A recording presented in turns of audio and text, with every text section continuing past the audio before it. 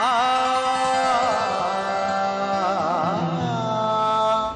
वळूया गेल्या आठवड्यात माइलस्टोन ठरलेल्या एका चित्रपटाकडे। गेल्या महिन्यात 29 तारखेला पुण्या मुंबईत हरिश्चंद्राची फॅक्टरी हा चित्रपट प्रदर्शित झाला। 5 फेब्रुवारीला नाशिक, औरंगाबाद आणि कोल्हापूरसह हा चित्रपट महाराष्ट्रभर झळकलाय। या वेगळ्या धाटणीच्या निखळ विनोदी चित्रपटाला समीक्षक, प्रेक्षक एवढंच काय तर मान्यवर सेलिब्रिटीजची पसंतीची पावती मिळाली आहे।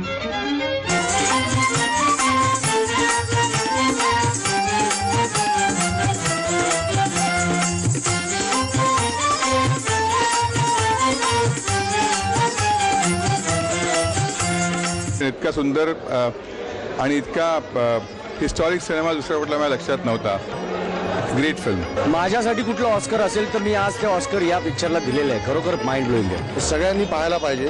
महाराष्ट्रातल्याच नाही, भारतातल्या सर्व चित्रपटकर्त्यांनी, रसिकांनी, सर्व स्तरातल्या लोकांनी हा चित्रपट पाहायला हवा। जबरदस्त इतिहास परत एकदा घडवला आणि आमच्यासारख्या जनरेशनसाठी इट वॉज लाईक नेहमी ऐकलेलं आणि आज बघायला मिळालं। So thank you so much, hats off to the entire team. मी ज्या युगात जन्माला आलो त्या युगात असा पिक्चर बनवला गेला आणि तो पाहायचं भाग्य मला मिळालं आणि तो असा महान चित्रपट बनवणारा माझा मित्र आहे परेश मोकाशी, याचा मला अतिशय अभिमान आहे। हरिश्चंद्राची फॅक्टरी परेशनी आणि त्याच्या अख्ख्या टीमनी फार मस्त बनवली आहे।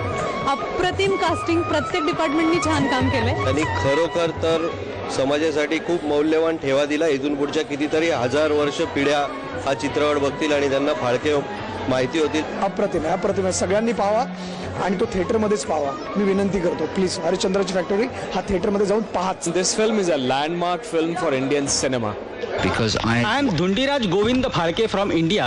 I want to make a motion picture. Can you help? चमत्काराशिवाय नमस्कार नाही।